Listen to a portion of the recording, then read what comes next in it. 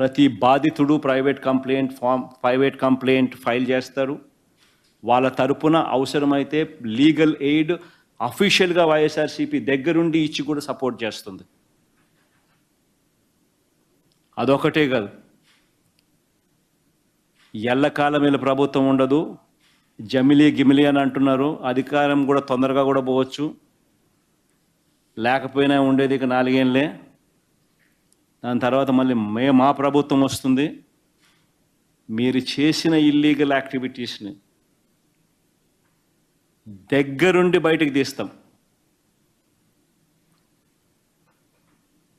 ఏదో రిటైర్డ్ అయిపోయి వెళ్ళిపోతారు అనుకుంటున్నారేమో, రిటైర్డ్ అయిపోయినా పిలిపిస్తాం. లేకపోతే తిరుపతిలో ఆయన సుబ్బరాయుడు ఉన్నాడు, చంద్రబాబు నాయుడు తెలంగాణ నుంచి తెచ్చుకున్నాడు డెప్యుటేషన్ మీద. ఆయన ఏదో డెప్యుటేషన్కి మళ్ళీ తెలంగాణ వెళ్ళిపోతాను అనుకుంటున్నాడేమో, తెలంగాణ నుంచి మళ్ళీ పిలిపిస్తాం. సప్త సముద్రాల అవతలున్నా కూడా పిలిపిస్తాం. ప్రతి పోలీస్ ఆఫీసర్కు చెప్తా ఉన్నాం, చూస్తూ ఊరుకోం. చట్టం మీద చట్టం దగ్గర దోషులుగా నిలబెడతాం. చేసినటివన్నీ బయటకు తీస్తాం. ఈ మాదిరిగా ఇల్లీగల్ డిటెన్షన్స్, కోర్ట్ ఆర్డర్లను అధిగమించి ఇల్లీగల్గా మీరు చేసే ఈ కార్యక్రమాలు ఏవి కూడా చూస్తూ ఊరుకోం. వాళ్ళొక్కరే కాదు రెడ్ బుక్ పెట్టుకునేది. రెడ్ బుక్ పెట్టుకోవడం పెద్ద పనే కాదు. ఈరోజు నష్టపోయిన బాధిత కుటుంబాలు ఎవరెవరైతే ఉండారో ఆ ప్రతి కుటుంబం రెడ్ బుక్ పెట్టుకుంటుంది. వాళ్ళకు జరిగిన ఘటన మీద, వారికి జరిగిన నష్టం మీద. వాళ్ళందరూ నా దగ్గరకు వచ్చి వాళ్ళ గ్రీవెన్స్ చెప్తారు. అప్పుడు నేను చూస్తూ ఊరుకోను. ఈ మాట నేను ప్రతి పోలీస్ సోదరుడికి చెప్తా ఉన్నా. ఎందుకనంటే పోలీసులు అంటే గౌరవం ఉండాలి. వ్యవస్థ అంటే బ్రతకాలి. ఈరోజు వాళ్ళు ఉండొచ్చు, రేపు పొద్దున మనం ఉండొచ్చు. కానీ వ్యవస్థ మీద గౌరవం ఉండాలి. వ్యవస్థ నీరు గారిపోకూడదు. మన టోపీ మీద ఉన్న సింహాలకు మనం గౌరవించాలి. ఈ మాదిరిగా రాజకీయ నాయకులు చెప్తా ఉన్నారు కదా అని చెప్పి తప్పు చేస్తున్నామని తెలిసి ఇదే మాదిరిగా చేయడం మొదలు పెడితే మాత్రం ఆ ప్రతి బాధితుడు ఉసురు తగులుతుంది. ఆ ఉసురు మంచిది కాదు. ప్రతి పోలీసు సోదరుడికి చెప్తా ఉన్నా. మరీ ముఖ్యంగా తప్పులు చేయడానికి ఒత్తిడి తీసుకొస్తా ఉన్న ప్రతి పోలీసు సోదరుడికి ఇంకా ఎక్కువగా కూడా చెప్తా ఉన్నా, దయచేసి ఇటువంటి తప్పులు చేయొద్దండి అని. అయితే కొన్ని పదాలు ఎవరి నోటి నుంచి అయితే వినకూడదు అనుకుంటామో, కొన్ని పదాలు ఎవరి నోటి నుంచి వింటే సభ్య సమాజం కూడా తలదించుకుంటుందో, అలాంటి పదాలు ఈరోజు పులివెందుల ఎమ్మెల్యే గారు జగన్మోహన్ రెడ్డి గారి నోటి నుంచి వస్తూ ఉంటే ఈరోజు ప్రజాస్వామ్యమే సిగ్గుపడే పరిస్థితులు ఈరోజు కనిపిస్తూ ఉంది.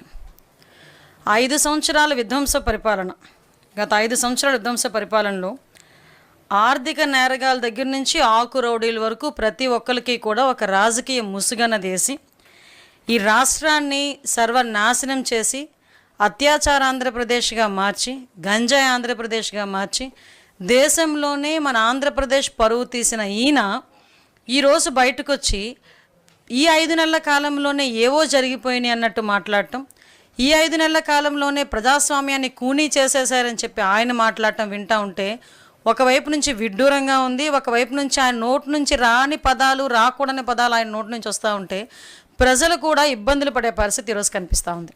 నేనేమంటానంటే ఈరోజు లిటరల్లీ చెప్పాలంటే ఒక ముసలి కన్నీరు కార్చినట్టుగా ఈరోజు మాట్లాడే పరిస్థితి ఈరోజు కనిపిస్తూ ఉంది. లా అండ్ ఆర్డర్ గురించి, అదేవిధంగా ప్రజాస్వామ్యం గురించి, ప్రజాస్వామ్యాన్ని కూనీ చేశారనే మాటల గురించి ఆయన ప్రస్తావిస్తూ ఉంటే ఆయన హయాంలో అసలు యాక్చువల్గా ఏం జరిగిందన్నది విషయాన్ని ఆయన మర్చిపోయినా ప్రజలు మర్చిపోయే పరిస్థితులు లేరు. దానికి సంబంధించి నిన్ననే ఒక మాజీ మంత్రి కూడా ప్రెస్ ముందుకు వచ్చి మేము తప్పులు చేసాము, మేము తప్పులు చేయబట్టే 11 సీట్లు మాకు వచ్చినాయి అని చెప్పి సాక్షాత్తు ఒక మాజీ మంత్రి నేను ఒక ప్రెస్ మీట్లో కూడా బట్టి మాట్లాడిన సందర్భాన్ని కూడా మీకు గుర్తు చేయాలి. ఈరోజు ప్రజాస్వామ్యాన్ని కూనీ చేశారని మమ్మల్ని ప్రశ్నించే ఈ జగన్మోహన్ రెడ్డి, ఎమ్మెల్యే జగన్మోహన్ రెడ్డి గారు ఒక్కసారి తమరు 5 సంవత్సరాల పరిపాలనా కాలంలో తమరు విధ్వంసాలు ఎన్ని సృష్టించారు, ఎంతమందిని అమాయకుల్ని బలి తీసుకున్నారు, ఎంతమందిని మీరు రాజకీయ ముసుగులో నేరస్తుల్ని ప్రేరేపించి ఆర్థిక ఉగ్రవాదుల్లాగా రాజకీయ ఉగ్రవాదుల్ని అంటే నేరస్తుల్ని రాజకీయ ముసుగులో పంపించి ఎంతమంది మీద నీచమైన పోస్టులు పెట్టించారు, ఎంతమందిని అత్యాచారాలు జరిగినాయి, ఎంతమంది మీద హత్యలు జరిగినాయి. ఈరోజు లెక్కలు తీస్తూ ఉంటే ఆ రోజు చెప్పాను, ఈరోజు చెప్తున్నా. లాస్ట్ 5 సంవత్సరాల్లో దగ్గర చూసుకుంటే నేషనల్ క్రైమ్ రిపోర్ట్ ప్రకారం చూసుకున్నా కూడా దగ్గర ప్రతి 8 గంటలకి ఒక అత్యాచారం, ఒక హత్య జరిగేది.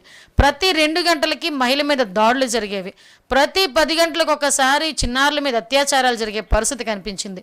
ఆ రోజు మాట్లాడని, ఆ రోజు నోరు విప్పని ఈ పులివెందుల ఎమ్మెల్యే ఈ రోజు అసలు ఏ అధికారం ఉందని ఈరోజు బయటకు వచ్చి మాట్లాడుతున్నావు, నీకు ఏ అర్హత ఉందని మాట్లాడుతున్నావు.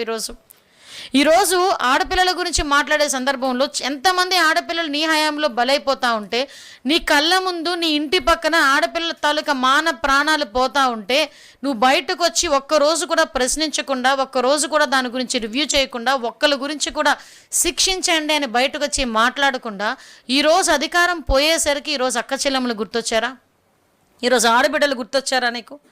నీ హయాంలో ఈరోజు పరిస్థితి ఎలా ఉందంటే ప్రజాస్వామ్యం గురించి, అదేవిధంగా ఈరోజు ఇక్కడున్న లా అండ్ ఆర్డర్ గురించి మాట్లాడుతున్నావు. నీ 5 సంవత్సరాల పరిపాలనలో సుమారుగా చెప్పాలంటే ఆంధ్రప్రదేశ్ పరిస్థితి ఎలా అయిపోయిందంటే వెంటిలేటర్ మీదకి వెళ్ళిపోయినట్టు పరిస్థితి వచ్చింది. అంటే ఒక వెంటిలేటర్ మీద ఒక మనిషిని ఎలా పడుకోబెడతారో అలాంటి పరిస్థితి ఆంధ్రప్రదేశ్కి వస్తే మళ్ళా దానికి ఆక్సిజన్ ఇచ్చి, దానికి ట్రీట్మెంట్ ఇచ్చి డే బై డే తీసుకొచ్చి పరుగులు పెట్టించే దిశలో గౌరవ చంద్రబాబు నాయుడు గారు పనిచేస్తూ ఉంటే ఈరోజు అది చూడలేక, ఈరోజు చూడడానికి కూడా నీకు మనస్కరించక ఈరోజు ఇటువంటి దారుణమైన అభాండాలు వేస్తున్నావు. ఈరోజు నేను మళ్ళీ మాట్లాడుతున్నా, నీ హయాంలో గంజాయి విపరీతంగా పెరిగిపోయింది, నీ హయాంలో డ్రగ్స్ విపరీతంగా పెరిగిపోయినాయి, ఆడపిల్లల్ని నడి రోడ్డు మీద పొడిచి చంపేసే గంటలు ఎన్ని జరిగినాయి. నువ్వు స్వతంత్రం వచ్చిన తర్వాత ఇలాంటివి జరగలేదో నువ్వు మాట్లాడేవి. ఈరోజు స్వతంత్ర దినోత్సవం రోజే రమ్య అనే అమ్మాయిని నీ హయాంలో నడి రోడ్డు మీద పొడిచి చంపిన ఘటన నువ్వు మర్చిపోయావేమో కానీ జగన్మోహన్ రెడ్డి మేమెవరు మర్చిపోలే. ఆ రోజు మేము అమ్మాయిని ఒకసారి వాళ్ళ కుటుంబ సభ్యులను పరామర్శించడానికి వెళ్తే అదే రోజు లోకేష్ గారి మీద, మా మీద కూడా ఇప్పటికీ ఆ కేసు నడుస్తూనే ఉంది, ఆ కేసులు ఉన్నాయి మా మీద. అంటే ఈరోజు నువ్వు మాట్లాడుతున్నావు, నేను చాలా క్లియర్గా చెప్తున్నా, ఇక్కడ చాలా బాధపడి నేను ఇక్కడ కూర్చొని ఈరోజు మాట్లాడుతున్నా. ఎంత బాధపడ్డాం అంటే ఒక రాజకీయాల్లోకి ఒక మహిళలు వచ్చిన మహిళ మా మీద రాజకీయాల్లో ఎవరున్నా కూడా వాళ్ళని తిరిగి ప్రశ్నించినా, వాళ్ళకి వ్యతిరేకంగా ఒక మాట మాట్లాడినా మా కుటుంబ సభ్యులతో సైతం బయటకు తీసుకొచ్చి ఎంత నీచంగా మాట్లాడే పరిస్థితులు ఈరోజు కనిపిస్తూ ఉంటే, వాళ్ళ గురించి మేము ప్రశ్నిస్తూ ఉంటే, వాళ్ళ గురించి మేము కేసులు పెడతా ఉంటే వాళ్ళని వెనకేసుకొస్తాడే. వాళ్ళని ఈరోజు వెనకేసుకొచ్చి ప్రశ్నించే వాళ్ళరే. ఏం ప్రశ్నించావు నువ్వు? ప్రశ్నించడం అంటే ఏంటో తెలుసా? గవర్నమెంట్ విషయంలో ఎవరైనా నువ్వు ఈ సిద్ధాంతం తప్పు, లేకపోతే నువ్వు ఇచ్చిన సంక్షేమ కార్యక్రమాలు తప్పు, ఈ సంక్షేమ కార్యక్రమాలు ఇంత అవినీతి జరిగింది అని ఎవరైనా క్వశ్చన్ చేస్తే దాని మీద మేము పెట్టామంటే అప్పుడు అడుగు, మేము మాట్లాడతాం.